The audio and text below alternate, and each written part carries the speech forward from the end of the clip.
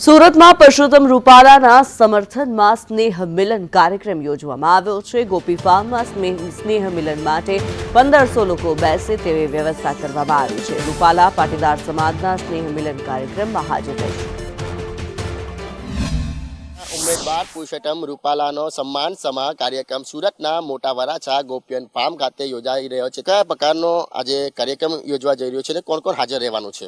અહીંના સ્થાનિક જે આપણા ધારાસભ્ય છે, ધારેક આપણે અહીંના કોર્પોરેટરો છે, એ બધા ધારાસભ્ય આપણા સ્થાનિકમાં બધા ઊભા રહેવાના છે, અહીં આવવાના છે બધા। કોણ કોણ છે સ્થાનિક ધારાસભ્ય, કોણ કોણ હાજર રહેવાનું છે? ધારાસભ્ય માન્યો કે આપણે જે કુમારભાઈ કાનાણી છે, પછી કાંતિભાઈ છે, બધા જે સ્થાનિક અહીંના છે આપણે સુરતના, એ બધા ધારાસભ્ય આવવાના, કોર્પોરેટર બધા આવવાના છે।